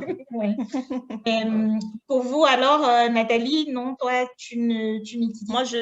Moi, au quotidien, non, mais si tu veux, c'est un objectif que je me suis donné à moi-même de continuer, même si je n'ai pas la possibilité de pratiquer au quotidien, mais de continuer de garder voilà, mes bases en chinois. Ouais. Donc, comme je suis fan du cinéma aussi, du coup, je profite pour regarder les films en chinois. Je me dis peut-être, qui sait, un jour, une opportunité se présentera et il faut quand même que les bases soient restées. Donc, c'est comme ça que j'essaye de le faire. Et puis, bon, aussi, de temps en temps, d'aller dans le 13e arrondissement de Paris, dans un restaurant, taper la conversation avec un Chinois, voilà, se dire, ah, je sais encore comment on dit Kreuz, etc., des petits mots. Et puis, c'est comme ça, quoi. Ou bien, même des fois, quand je m'appelle, je me suis retrouvée au Canada dans un McDonald's et il y avait un couple de Chinois et j'ai commencé à taper la conversation avec eux. Carrément. Et je me dis, c'est ça, en fait, finalement, même si je ne l'utilise pas, dès que je trouve l'opportunité, allez, je pratique un petit peu. Voilà. Super. C'est pareil pour toi, Virginie? Moi, dans le cadre de mon travail, non, pas du tout. Mais écoute, je suis dans un secteur chinois, on va dire. Donc, j'ai beaucoup de voisins chinois. Donc, du coup, même à l'école, ma fille, elle a beaucoup de camarades chinois. Donc, c'est qui fait qu'avec les parents, je cause en chinois. Avec mes voisins, j'essaie de parler le chinois quand on se voit. Non, mais c'est juste des petits trucs, bonjour, comment ça va, tu vois, c'est rien. Mais ça doit leur faire énormément plaisir. Tu sais comment les Chinois, ils sont un peu, dès que tu commences à parler leur langue, exact. Ça vous rapproche aussi d'une certaine façon. Oui. Ça fait vraiment une différence. Donc, c'est bien. C'est comme ça que je l'utilise chez moi. D'accord. Ah ben, c'est super tout ça, c'est super intéressant. Et alors, vu qu'on tire petit à petit vers la fin de l'entretien, parce qu'on ne veut pas que ce soit non plus super long, est-ce que vous avez chacune des recommandations, des conseils hein, que vous voudriez donner aux personnes qui nous écoutent, qui ont peut-être des connaissances ou des frères et sœurs qui voudraient essayer, tenter l'expérience de la Chine, mais qui qui ont un peu la retenue ou qui ne sont pas très sûrs. Est-ce que c'est quelque chose que vous recommanderiez en fait aux gens dans votre entourage? Tout à fait. Oui, Moi, dis-nous. je recommanderais la Chine, oui, sans hésitation. Et pour ceux qui auraient des hésitations, je leur dirais, écoute, tu n'as peut-être pas d'étudiants chinois, vas-y pour un programme en anglais si c'est disponible. Et puis, écoute, tu seras toujours en contact avec la Chine, tu auras toujours cette expérience-là et tu pourras toujours apprendre la langue parce que tu seras sur place. Surtout dans un contexte économique actuel, je pense que c'est vraiment bénéfique pour quelqu'un qui veut faire dans ce secteur-là ou tout autre secteur, vraiment. Ce serait vraiment bien d'avoir l'expérience chinoise parce qu'ils sont quand même, j'admire le peuple chinois, ils sont très travailleurs. Donc, je crois que c'est quand même bien ce serait intéressant de faire l'expérience d'évoluer à côté des Chinois et puis apprendre de cette façon de travailler, cet amour qu'ils ont pour leur nation. Particulièrement pour les Africains, je pense, en tout cas pour moi, je pense que si nous, les Africains, nous pouvions apprendre en fait de ce côté-là, comme tu mentionnes, cet amour pour le travail et la patrie et de ne pas forcément penser que c'est ce qui est ailleurs qui est mieux, de promouvoir en fait ce qu'on est et de construire en fait voilà nos diverses nations. C'est clair que c'est une question super compliquée qui ferait normalement l'objet d'un autre entretien, mais c'est important de le mentionner. Oui, Nathalie, tu voulais dire, voilà. Oui, bien sûr, je dirais, moi aussi, je recommanderais la Chine. Hein. Si c'était à refaire, je le referais. Si une personne a l'opportunité de pouvoir aller en Chine, que ce soit pour du travail ou pour faire des affaires, je trouve que aujourd'hui, le monde a beaucoup à apprendre de la Chine. L'Afrique, notamment l'Afrique. Et aujourd'hui, la Chine est en train de prendre la place dans le monde sur le plan économique. Et c'est un pays qui se développe beaucoup plus rapidement même qu'on ne le pense. Et il y a du bon et du mauvais, bien sûr, mais bon, après, il faut toujours tirer de chaque pays où on se trouve le meilleur. Et voilà, c'est ça le plus important, quoi. Maintenant, la Chine, il y a plein de trucs à faire, il y a plein de trucs à apprendre. On peut être étudiant et en même temps être travailleur. Si on a la possibilité de faire des échanges économiques, du commerce, alors c'est top, quoi. C'est vraiment top. Mais bon, maintenant que tu parles de travail et tout, moi j'avais l'impression quand on était en Chine que c'était difficile quand même de bosser en tant qu'étudiant. Je ne sais pas si c'est toujours le cas en fait. C'est vrai quelque chose d'intéressant à savoir. Hein. Parce que moi, ça a été le cas. Hein. C'était difficile pour moi de trouver des jobs étudiants. Même de se dire que je parle français, peut-être je vais apprendre le français à des petits Chinois. Non. Non, tu n'as pas le French passport. C'est pas le français du Fagua. Non, si tu n'es pas Fagua-reine. Tu n'es pas Fagua-reine et tout. Donc, non, mais j'ai constaté qu'aujourd'hui, ça a beaucoup changé. Parce que je connais des gens qui ont trouvé un emploi, qui travaillent. Je trouve que ça s'est beaucoup ouvert. Ça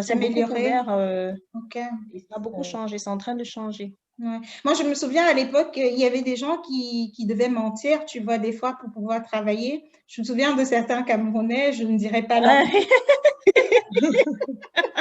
qui disaient qu'ils étaient américains ou anglais ou justement français de France, entre guillemets, pour pouvoir enseigner, tu vois, la langue, alors que finalement, moi j'ai fait quand même des petits jobs, mais je t'avoue que c'était pas dire au black, hein, comme voilà. Oui.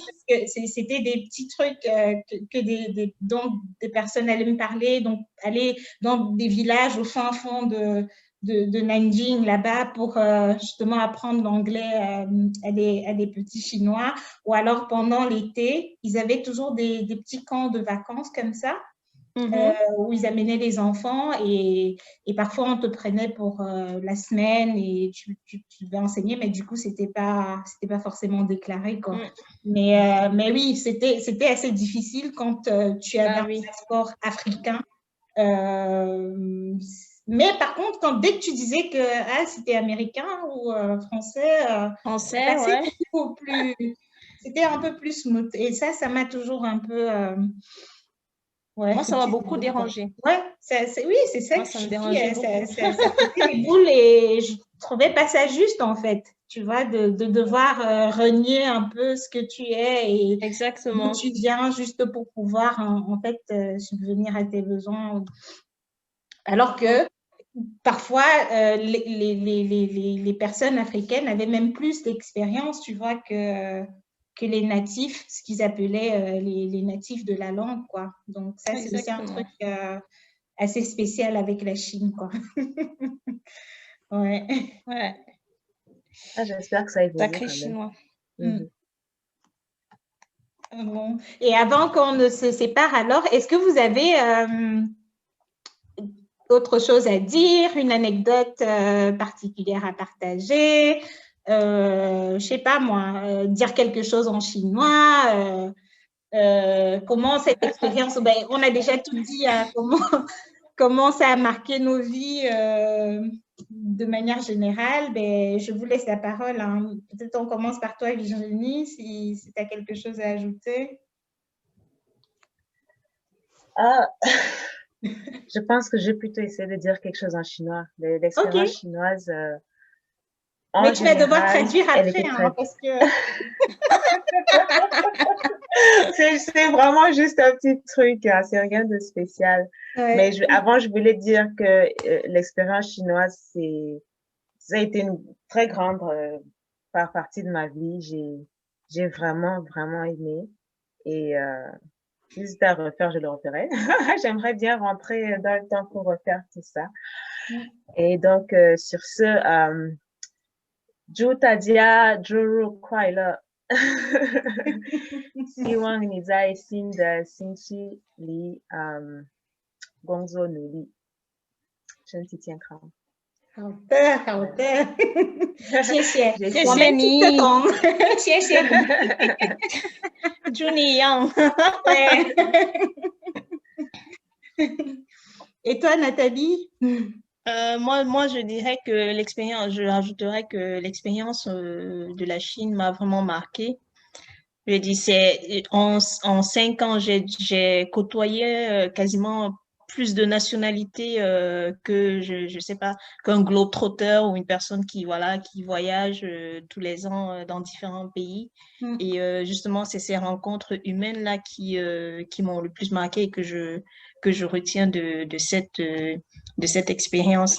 Et aujourd'hui, je suis contente parce que j'ai quand même réussi à garder le lien avec toutes ces personnes. Par exemple, toi, Virginie, moi, ça me fait toujours plaisir d'avoir des nouvelles des gens avec qui on a fait la Chine et de savoir qu'aujourd'hui, peut-être, ils ne sont plus en Chine, ils sont, je ne sais pas où, aux Émirats arabes, je ne sais pas dans quel continent, dans quel pays. Je dis, waouh, franchement, c'est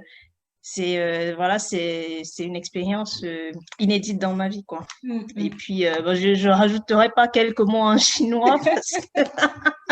mais merci en tout cas de nous avoir donné l'opportunité de pouvoir revivre ces souvenirs de la Chine et puis de nous rappeler qu'on vient vraiment de très loin et qu'on doit continuer justement et qu'on a encore du chemin, bien sûr, parce que tout n'est pas terminé. Mais toujours se souvenir d'où on vient, ça permet justement de reprendre de l'énergie, de reprendre des forces, surtout dans ce contexte marqué par la crise, etc.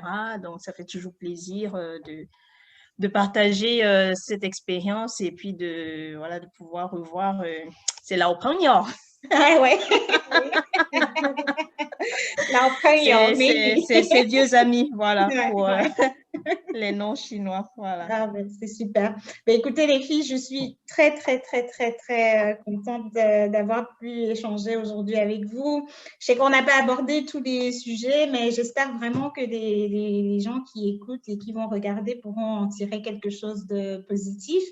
Et comme vous, en fait, moi, je recommande à 100% à qui veut m'entendre, en fait, le dire. Je dis, si vous avez l'opportunité d'aller ailleurs, d'avoir une expérience en Chine, franchement, il faut sauter sur l'occasion parce que c'est quelque chose qui va changer, en fait, votre vie de façon radicale, mais pour moi, très positivement. Donc, Ouais. c'est vraiment, il ne faut pas cracher là-dessus parce que moi, j'ai encore dans mon entourage des personnes qui sont assez réfractaires, mais moi, je trouve que voilà, c'est l'expérience la plus marquante et la plus positive dans ma vie personnelle jusqu'aujourd'hui. Et comme vous, si c'était à refaire, je n'hésiterai pas.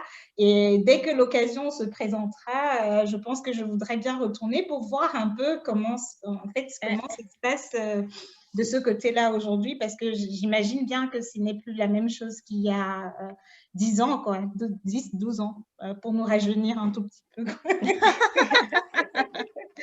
Pouvoir retourner manger les Voilà. dianping, là, les Exactement, galettes, la nourriture de la rue, c'est un truc qui ça me manque terriblement. moi aussi, pareil. Justement, on n'a même pas parlé de la bouffe, mais c'est le truc de ouf en Chine, quoi. Au début, c'était difficile pour moi, mais une fois que je me suis habituée, en fait, à leur épice et à leur façon de cuisiner, mais je ne pouvais plus m'en passer, quoi. C'est énorme. Donc, écoutez, merci beaucoup, merci infiniment d'avoir pris le temps. Je sais que vous êtes super busy, hein, mais voilà, je suis très, très contente et ça m'a aussi fait plaisir, en fait, de vous revoir. Surtout toi, Nathalie, ça faisait une éternité. Je te suis un peu hein, sur les réseaux sociaux. Tu es super. Ben, j'espère qu'on se verra. On n'est pas loin l'une de l'autre. Ça c'est clair. Et, quand les frontières seront rouvertes. Voilà, oui. On saisisse l'occasion de. On organisera quelque chose et on se reverra pour se remémorer toutes ces choses en live, quoi. Ah, c'est sûr, c'est sûr. Ouais. Et Virginie, ben, écoute, le Canada aussi, c'est pour bientôt, on espère. Ouais, nous sommes là. On va devoir passer à travers la crise sanitaire. Et puis, oui, c'est comme. Je pense que nous tous, en fait, on attend vraiment impatiemment que tout ça soit mis derrière nous. On ne sait pas quand, mais bon, on va rester positive. Hein. Ouais, c'est sûr. Ouais. C'est sûr. Ok, ben. Merci Michel, en tout cas. Merci beaucoup. 谢谢你。谢谢。大家注意身体啊。谢谢。再见。再见。再见。